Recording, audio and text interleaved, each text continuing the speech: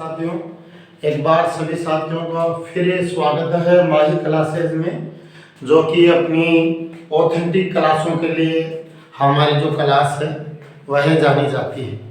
देखिए साथियों, आज का जो पीरियड है वह बहुत ही रोचक और महत्वपूर्ण होने वाला है और आज के पीरियड में हम राजस्थान के प्रमुख क्रांतिकारी के रूप में विजय सिंह पथिक की चर्चा करेंगे। साथियों, विजय सिंह पथिक का नाम लेते ही उस क्रांतिकारी का नाम, शेरे दिल क्रांतिकारी का नाम हमारे जहन में आता है, जिसने बिजोलिया किसान आंदोलन को कानपुर से प्रकाशित प्रताप समाचार पत्र के माध्यम से पूरे देश भर में लोकप्रिय बना दिया था। तो आज हम विस्तृत रूप से विजय सिंह पथिक के बारे में चर्चा करेंगे। राजस्थान में होने वाली समस्त परीक्षाओं में और अखिल भारतीय परीक्षाओं में विजय सिंह पथिक के बारे में काफ़ी जो प्रश्न है वह पूछे जाते हैं। देखिए, बात करते हैं विजय सिंह पथिक की, तो इसको हम दो भागों में डिवाइड करते हैं। प्रथम जैसे जन्मस्थली, देखिए विजय सिंह पथिक की जो जन्मस्थली थी वह यूपी में, उत्तर प्रदेश में, जो कि जनसंख्या भारत का सबसे बड़ा राज्य है, बहुत सारे राजनेताओं की जननी है।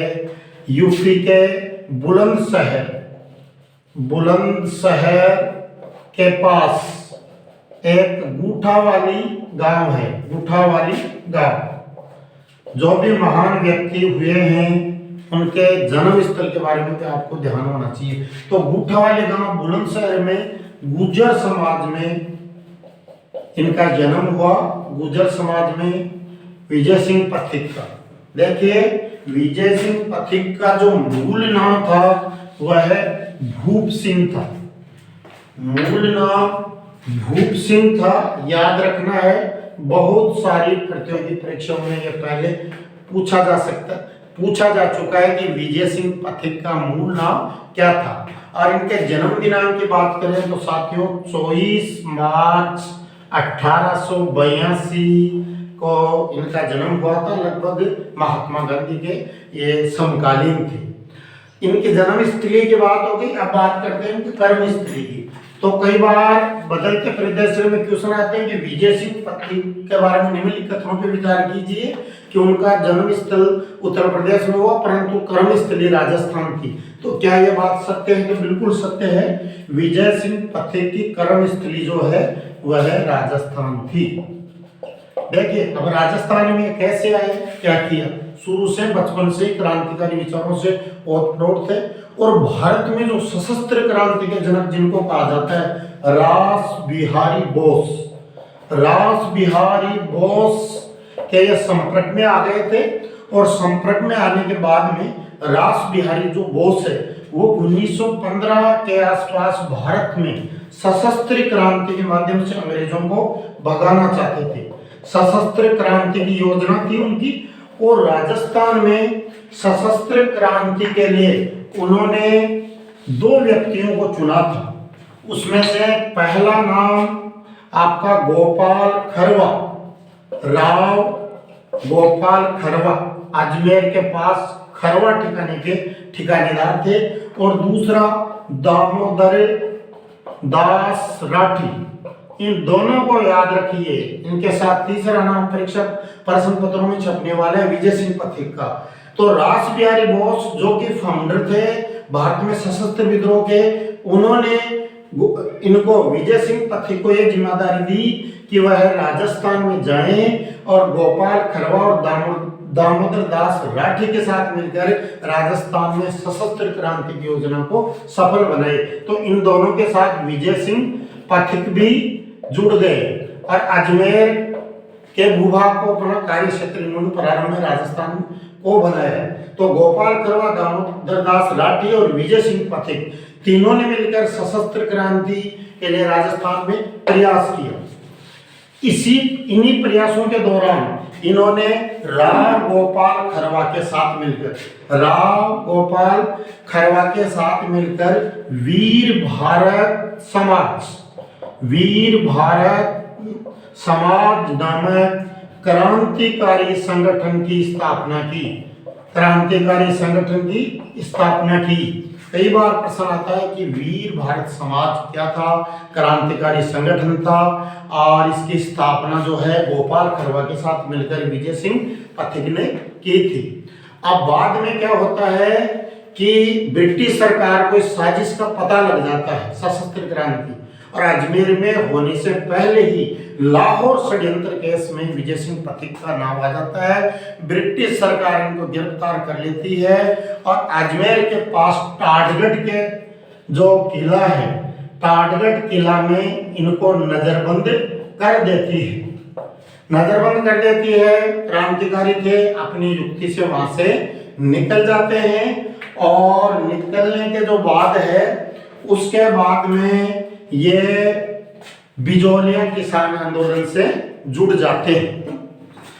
तो यहाँ आपको ध्यान रखना है, एक वीर भारत सभा नामक क्रांतिकारी संगठन भी था, वह साथियों केसरी सिंह बारट ने स्थापित किया था। इसको ध्यान रखना आपको, वीर भारत समाज का संबंध जो है विजय सिंह पथिक से है।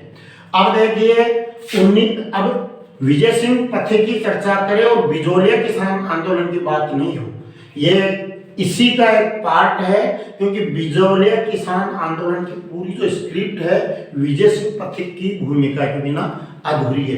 तो देखिए फिर इनकी एंट्री होती है बिजोलिया किसान आंदोलन। अब एक बार आप देखिए बिजोलिया किसान आंदोलन जो 1897 में प्रारंभ हुआ था, इसको लिख लीजिए साथियों, ये आने वाली समस्त परीक्षाओं में ये ड्यूरेशन छपने वाली है। 1897 में प्रारंभ हुआ था और 1941 तक चला था। लगातार 44 वर्षों तक चलने वाला यह भारत का प्रथम संगठित अहिंसक किसान आंदोलन था, और इसके लिए विजय सिंह पथिक को भारत और राजस्थान में संगठित किसान आंदोलनों का जो है वह जनक कहा जाता है। आगे देखिए बिजोलिया जो किसान आंदोलन था, उस किसान आंदोलन में 1916 में बहुत ही इतिहास प्रसिद्ध वर्ष है। 1916 में विजय सिंह पथिक की एंट्री यानी प्रवेश होता है, और विजय सिंह पथिक को बिजोलिया किसान आंदोलन से जोड़ने वाले थे वो साधु सीताराम दास थे। बहुत बार परंपरागत रूप से परीक्षाओं में प्रश्न पूछा जा चुका है कि किसके अनुग्रह पर विजय सिंह पथिक जो है बिजोलिया किसान आंदोलन में जुड़े और कब जुड़े, तो साथ इसका उत्तर है 1916 में विजय सिंह जो पथिक है साधु सीताराम दास के आग्रह पर बिजोलिया किसान आंदोलन से ये जुड़े। अब देखिए आंदोलन में क्या प्रोग्रेस हुई, उससे पहले थोड़ा सा आपको जो बिजोलिया है ठिकाना, इसके बारे में थोड़ा सा बताना चाहूंगा। देखिए बिजोलिया जो ठिकाना था वह मेवाड़ का प्रथम श्रेणी का ठिकाना था। देखिए इस जो ठिकाने का जो संस्थापक था वह अशोक परमार था। अशोक परमार कई बार वाइल्ड में जाते हैं, आजकल ऐसे ही बदलते परिदृश्य में हाइपोथेसिस क्वेश्चन आ रहे हैं कि जो बिजोलिया जो ठिकाना था वो भीलवाड़ा के पास था, मेवाड़ में था। इसकी स्थापना अशोक परमार ने की थी, और अशोक परमार मूलतः जो है वह जगमेर भरतपुर से संबंध रखता था। और इन्होंने क्या किया था, अशोक परमार ने 1527 में जो खानवा का युद्ध हुआ, 1527 में खानवा के युद्ध में इन्होंने राणा सांगा की ओर से युद्ध में भाग लिया था, और इनकी सेवादारी, संघर्ष और वफादारी से प्रसन्न होकर महाराणा सांगा ने इन्हें बिजोलिया ठिकाना प्रदान किया था। तो ये बिजोलिया ठिकाने का इतिहास है। अब वापस किसान आंदोलन में आते हैं, तो देखिए बिजोलिया किसान आंदोलन में आंदोलन होने का कारण, आंदोलन किया किसानों ने, नेतृत्व तो किसने किया, विजय सिंह पथिक ने किया।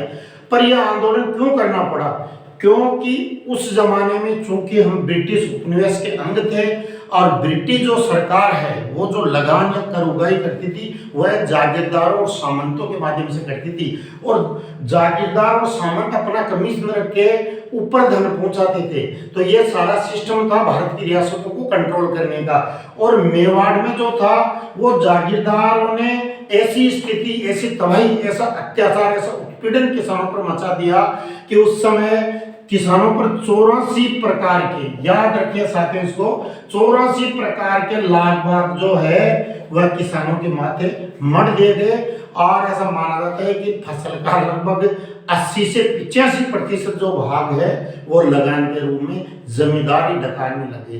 तो इससे क्या हुआ, शोषण से किसान जो संगठित हुए, उत्पीड़ित हुए, उन्होंने मूवमेंट बना और ये धरातल बना आंदोलन का, किसान आंदोलन का। और इसको गतिशील नेतृत्व विजय सिंह पथिक ने प्रदान किया और इसके लिए उन्होंने इतिहास में हमारी स्थान प्राप्त किया है। अब देखिए शोषण की स्थिति किस कदर थी यहाँ कि यहाँ 1903 में राव कृष्ण सिंह जो जागीरदार थे यहाँ के, इन्होंने चौरी कर लगाया। चौरी कर किसानों को लगाया, किसानों की कमर टूट गई इससे। चौरी कर में क्या होता था कि ठाकुर साहब ने कहा कि जिस भी किसी किसान की बेटी की शादी हो, उस पुत्री के विवाह में वह कर के रूप में फसल का बहुत सारा हिस्सा हमारे को देगा। तो एक तो पुत्री के विवाह में दिया जाने वाला दहेज, ऊपर से पुत्री के विवाह के अवसर पर फसल का कुछ हिस्सा, इस प्रकार के करों से किसानों की कमर टूट गई। वह आंदोलन की पृष्ठभूमि तैयार हो गई। और इसी प्रकार इनका एक उत्तराधिकारी था पृथ्वी सिंह ने क्या किया कि एक परंपरा होती थी, जब भी जागीरदार का कोई वंशज या पुत्र जब वो उत्तराधिकारी के रूप में नया जागीरदार बनता था, तब राजपूत काल में वो तलवार बंधाई की प्रथा होती थी। और उस प्रथा में क्या होता था कि जो जिस शासक या जागीरदार के तलवार बंधी है, वह ऊपर ब्रिटिश सरकार को कर के रूप में कुछ धन भेजता था। इसने क्या चाल चली पृथ्वी सिंह ने कि जो तलवार बंधाई का जो धन लगता था, जो कर लगता था, वह अपने ऊपर न लेके वह भी किसानों पे डाल दिया। तो ये जो है आटे का जो है गीला होना, गरीबी में आटे का गीला होने के समान हो गया। तो इस प्रकार ये जो तलवार बंधाई का जो करता पहली बार किसानों को प्रत्यारोपित कर दिया। इससे जनता बहुत ही आक्रोशित हो गई और इस प्रकार ये बिजोलिया किसान आंदोलन की पृष्ठभूमि तैयार हो गई। अब जब बिजोलिया किसान आंदोलन आगे बढ़ा तो बाद में साधु सीताराम दास और विजय सिंह पथिक ने बहुत ही गतिशील नेतृत्व किया और किसानों को संगठित करने के लिए किसान पंच बोर्ड की स्थापना भी 1916 में साधु सीताराम दास ने की। तो 1916 में किसान पंच बोर्ड की स्थापना होती है। उद्देश्य था आंदोलन के लिए किसानों को एक करना, आंदोलन की पृष्ठभूमि तैयार करना। तो किसान पंच बोर्ड की स्थापना 1916 में साधु सीताराम दास की अध्यक्षता में की गई और विजय सिंह पथिक भी इसमें शामिल थे। अब देखिए आंदोलन चलता है और सरकार पे दबाव पड़ता है। जागीरदार के माध्यम से ब्रिटिश जो हुक्मनामे थे वहां तक आंदोलन की गूंज जाती है और उससे किसानों की बात को मानकर बाध्य होकर, विवश होकर वहां क्या है कि भारत सरकार ने एजीजी हॉलैंड को किसानों के पास समझौता करने के लिए भेजा। जैसे कि आपको पता है कि उस देश काल में जो ब्रिटिश जो सरकार है वह रियासतों पर एजेंट टू गवर्नर जनरल रखती थी। जैसे मान लो अगर बात करें अपने 1857 की क्रांति की भी बात करते हैं, उस समय जोधपुर में मोकमेसन थे और ईडन वगैरह थे, सावर्स थे। उसी प्रकार उस काल में जो एजीज था वहाँ हॉलैंड था, मेवाड़ था और हॉलैंड को भेजा गया। हॉलैंड और किसानों के मध्य समझौता हुआ किसानों के दबाव और संघर्ष के कारण। और इस समझौता में क्या हुआ, किसानों की विजय हुई साथियों। और याद रखिए इस बात को, उस समय लिए जाने वाले 84 प्रकार की जो लाख बाग थी, उन 84 प्रकार की लाख बाग में से 35 प्रकार के जो कर है वह समाप्त किए गए। किसानों और होलैंड के बीच हुए समझौते के कारण यह विजय सिंह पथिक के गतिशील नेतृत्व में एक बहुत बड़ी विजय थी।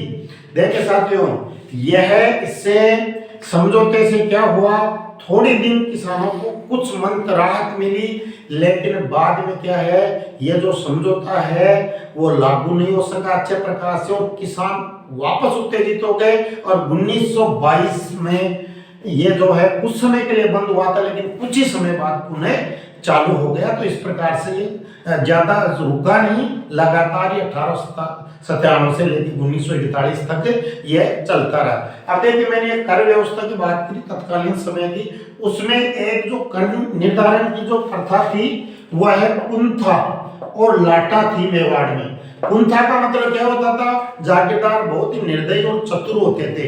वो देखते थे किसान की जो खड़ी फसल है उसी पर कर निर्धारण कर देते थे और वो कहते थे कि इतनी जो फसल है वो हमारी होगी। और इस प्रकार एक लाटा कर निर्धारण पद्धति भी थी। लाटा में क्या होता था कि जो लाट यानी जो रास की लाट लेते थे, रास लाटना बोलते थे फसल को काटने को, तो रास को लाटने के बाद कटी हुई जो फसल है उस पर कर निर्धारण होता था। तो इस प्रकार विजय सिंह जो पथिक है उसका बहुत ही अहम रोल बिजोलिया किसान आंदोलन में रहा। अब देखिए, विजय सिंह पथिक आज अपना शीर्षक बिंदु है।